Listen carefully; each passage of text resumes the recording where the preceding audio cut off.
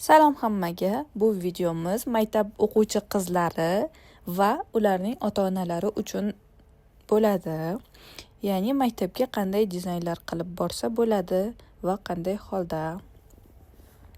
Misol uchun, agar sizning qizingizni yoki sizni tirnoqlaringiz mana bunaqa zavushingiz bo'lib, terilari juda ham yomon holga kelib qolgan bo'lsa, yoki bolangiz yoki siz tirnoqlaringizni juda ham ko'p tishlaydigan bo'lsangiz, bu juda ham yomon oqibatlarga olib kelishi mumkin. Tishlashni davom etadigan bo'lsa, bu juda ham yomon oqibatlarga olib kelishi mumkin va uni davolash juda ham qimmatga tushishi mumkin. Shuning uchun qizingiz tirnog'ini tishlamasligini oldini olish uchun gel qoplama qilish maslahat beriladi 14 yoshdan katta bo'lgan farzandlaringizga. 14 yoshdan kichiklarga gel qoplama qilish mumkin emas. Va hozir sizlarga maktabga qilib borish mumkin bo'lgan, ya'ni o'qituvchilarni ko'ziga ko'rinmaydigan nejniy manikyurlarni ko'rsataman. Ya'ni mana bunaqa teri rangida bo'lgan, lekin kichkinagina aksessuarlar, aksentlar berilgan. Ya'ni bantikchalar, yurakchachalar, mana bunaqa juda ham shirin gulchalar, bunaqa french ko'rinmas ranglarda. Bu kichkina qizlarda juda ham chiroyli ko'rinadi va o'qishiga xalaqit bermaydi va o'qituvchilar ko'ziga unaqa qattiq ko'rinmaydi. Adashmasam, maktablarda manikyur qilib borish mumkin emas.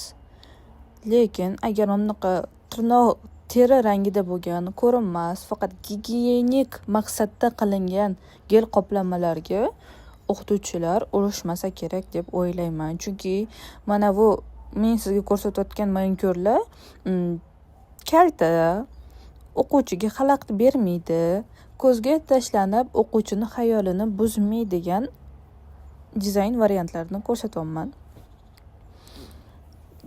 Buni qilishdan asosiy maqsaddan bittasi bu qizimizni tirnog'ini tishlashini oldini olish.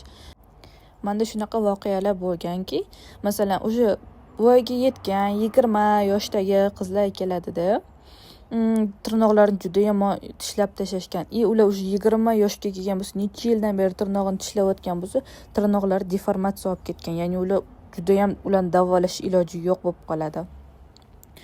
Va ular 20 yoshga kelgandan keyin ularni uzatish kerak. Uzatayotganda bolalar kelib qo'liga qarasa, tishlab tashlagani uchun xunuk bo'lib qolgan bo'ladi.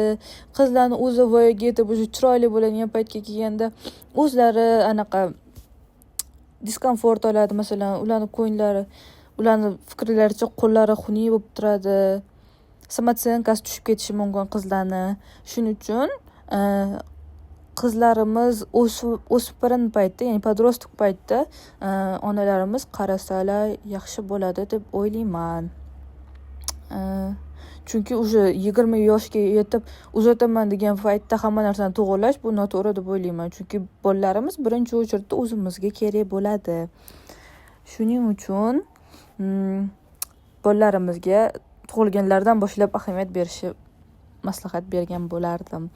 Bu nafaqat tirnoqlariga, masalan, sog'liqlariga ham taalluqli. Agar bolalaringiz qanaqadir kasallari bo'lsa, iloji boricha katta bo'lgunicha kutmasdan yoshliklaridan davolatishlarini maslahat bergan bo'lardim. Bir xillar aytadi: "Voy, katta bo'lsa eri davolatadi, katta bo'lsa qaynotasi davolatadi, qaynonasi davolatib oladi.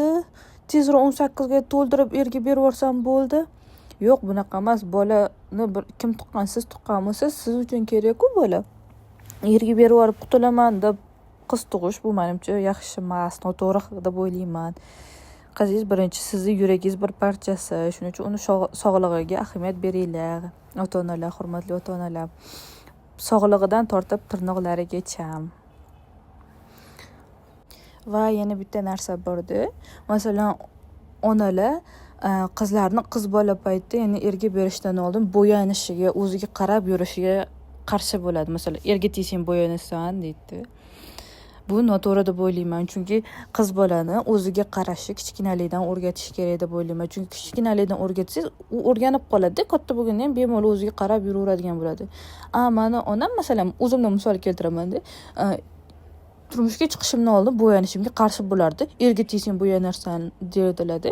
Ammo bo'yanishni bilmayman, chunki bo'yanishni ham bilish kerak edi. Uni ham qanaqadir to'g'ri narsalarni bilish kerak. Uni qo'lingiz kelishi kerak, to'g'rimi? Onam yo'q, to'ydan keyin bo'yanasan, to'ydan keyin bo'yanasan deb urishaverganlarda, keyin to'yim bo'ldi. Keyin ertasi kuni qaynonam urishyapti-da. Ertasi kuni emas, keyin to'ydan keyin-da qaynonam urishyapti. "Niye bo'yanmaysan?" deb. Men o'rganmadim bo'yanishga, mani qo'lim kelishmadi. Kelin bo'lganingizdan keyin qish makiyaj qilib olib yursangiz, qaynonangiz eringiz taraf kuladi-yu.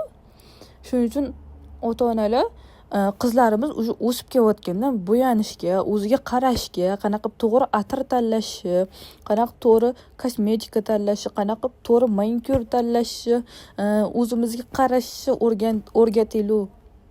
Chunki to'ydan keyin qaraysan degandan keyin qaynonalarga ham yoqmaydi. Qaynonalar ham chiroyli kelin qilishni xohlaydi. Erga tegganingizdan keyin boshqa joyga borib olganingizdan keyin qish manikyur qilib olib, qish pomadalar surib olib, qish prichoskalar qilib yurmaysiz-ku. Eringiz tarafdagilar kuladi-yu. Ular уже katta kelin qildi deb o'tirib kutgan odamlar ular. Shuning uchun men ham qiynalganman, qizlar ham qiynaladi.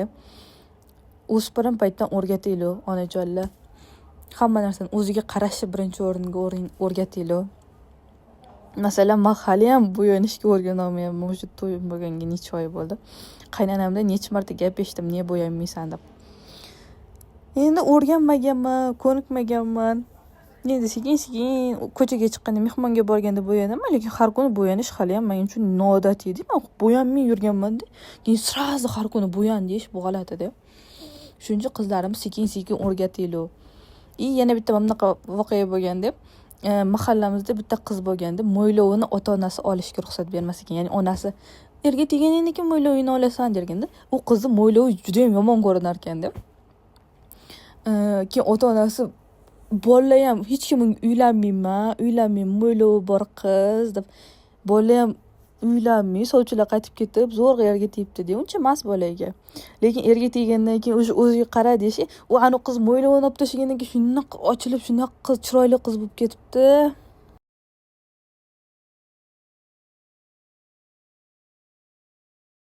Shuning uchun agar onasi to'ydan oldinki qizim, qiz bolaga mo'ylov yarashmaydi, keyin bunaqa depilyatsiya qilish kerak yoki bunaqa lazerga borish kerak deb onasi o'rgatganda, bundan ham yaxshiroq joyga turmushga chiqqan bo'larmidi deb o'ylayman-da. Onalarimiz qizlarimizga depilyatsiya qilishni o'rgataylik. O'ziga qarashni o'rgataylik. Men qilganimiz bilan erkaklar ko'zi bilan yaxshi ko'radi. Agar borgan joyda mo'ylov o'sib,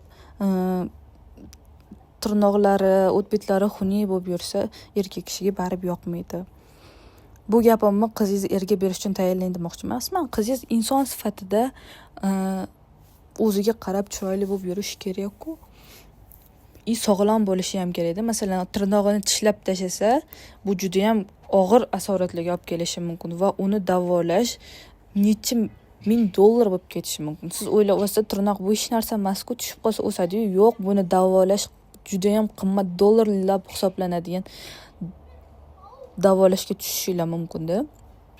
Masalan, bitta tanishim bor, oyog'ini, tirnog'ini juda ham ko'p olib tashlaganda va hozir u tirnoq juda ham qiyshiq o'sadi va unga titanoviy nit qo'ydirib beradi. Har 6 oydami qo'ydiradi, $1000gami. Sizlarga bunaqa rasxodga tushish zaril, undan ko'ra hozir ko'rsatib, hozir davolatib olganingiz yaxshi-ku. Unaqa har 6 oyda $1000dan pul ishlataverish bu juda ham qimmat deb hisoblayman. Unaqa o'zbekchilik, ya'ni uyat bo'ladi, to'ydan oldin bo'yanmasin, to'ydan oldin o'ziga qaramasin demasdan, qizlarimiz bo'lajak ayol bo'lgan inobatga olib, o'sha bo'lajak ayolga qaragandek qarashimiz kerak deb o'ylayman. Kommentariyaga o'zingizlarning fikringizni yozib ketinglar. Meni qaysidir gapim xato bo'lsa yoki boshqacharoq maslahatlar bersangiz yoki o'zingizlarning boshingizdan o'tgan qanaqadir situatsiya bo'lgan bo'lsa, voqea bo'lgan bo'lsa, kommentariyaga yozib ketinglar. bola tarbiyalash oson emas. Hurmatli o'quvchilar, o'quvchi qizlarimiz qaysidir dizayn yoqqan bo'lsa, shunaqa dizayn qildirib maktabga borishinglar mumkin. Yoki sizni ham shunaqa tirnog'ingizni tishlaydigan odatingiz bo'lsa yoki yana qanaqadir situatsiya bo'lsa, bu videoni onangizga ko'rsatishingiz mumkin. E'tiboringlar uchun rahmat. Like bosib, kommentariy yozish esingizdan chiqmasin. Bu bitta xato gapirgan bo'lsam uzr oldindan.